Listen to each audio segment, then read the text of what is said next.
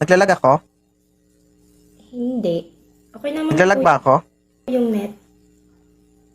Siguro kayo, sir. Okay. Oo, huwag kang magalaw-galaw, ma'am, kasi iba yung nakikita ko, iba yung gusto kong gumalaw dyan mamaya. Tingnan mo. Okay na yan, ganyan lang. Kasi may umaalog dito sa harapan namin, oh. Ah, ayan na naman. Kalma ka lang, ma'am, ha. Steady lang, ha. Iba yung ano iba yung ano, center of attraction.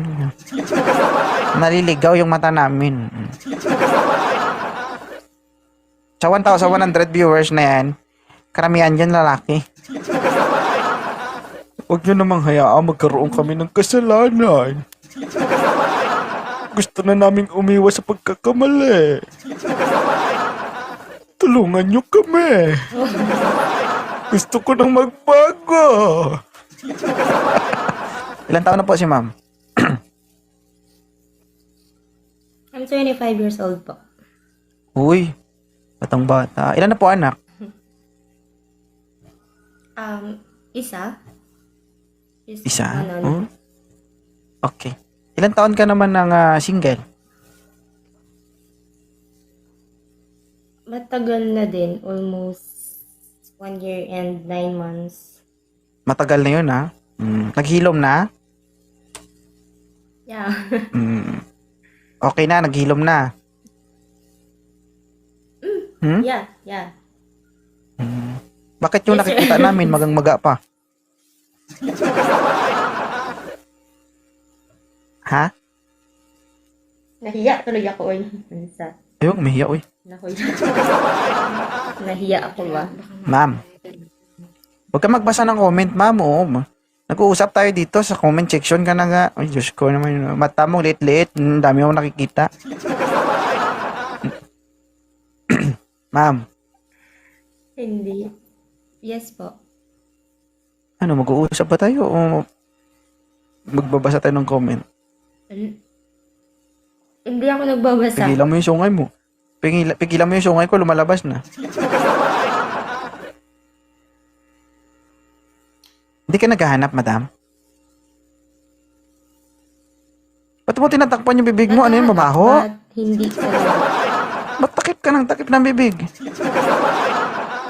Hindi namin yan maamoy dito. Color siya. I'm Ha? sorry. Kompleto naman po yung ipin mo. Ang ganda nyo nga po kapag nakangiti kayo eh. Be, tingin nga. Tingin sa akin. Di ba guys? Simple beauty yun, no? Thank you. Di pa kayo naghahanap ng partner, madam? Naghahanap po, pero hindi sa lalaki.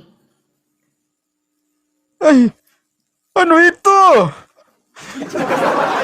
Napaka-imposible! Ay, Diyos ko.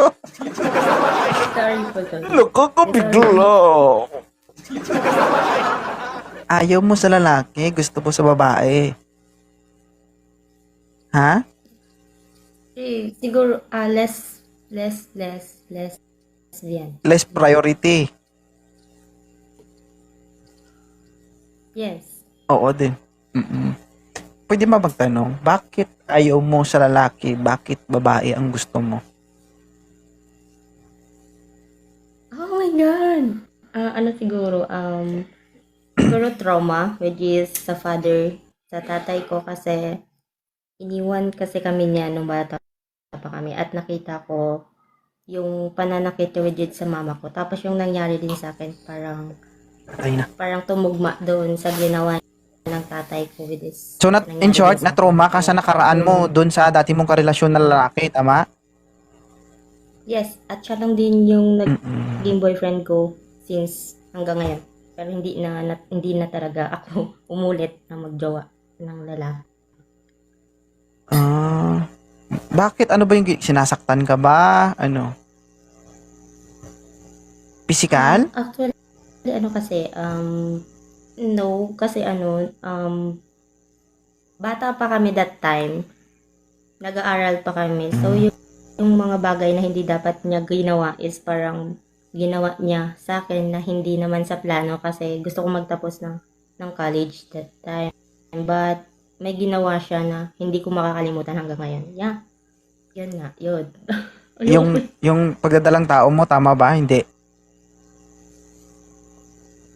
Yan po, parang ganun po. Parang ang kalabasan nun So, pinilit ka is niya. bi- parang ganun. Ha? Yeah. So, isang beses lang nangyari yun, wala nang kasunod. Wala po. Isang beses lang talaga yun. Yung nangyari. Kasi stricto kasi yung nanay ko. Kaya bahay, pag-aaral lang. Yun. Sa tingin mo, dahil sa pangyayaring yun, nasira ba yung kinabukasan mo? Nasira yung pangarap mo nang dahil sa pangyayaring yun? Yes. Okay. Yeah. So, magkaiba tayo ng paniniwala. No? I respect your perspective. Kumbaga, kung ano yung iniisip mo, ikaw yan. Kung ano yung Pero iniisip mo, sa'yo yan. hindi ko Oh. naman intention or nila lahat Oo, ng tama. lalaki kasi syempre yung trauma kasi with it sa tatay ko, nakikita ko yung pananakit niya physically sa mama ko and siguro tubog ba din sa akin na sabi ko ayoko mangyari sa akin yan. Mm. Pero naniniwala ka ba, madam, na lahat ng nangyayari sa buhay natin may purpose?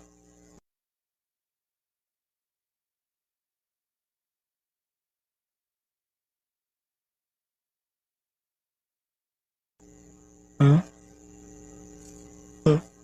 Busy ka na?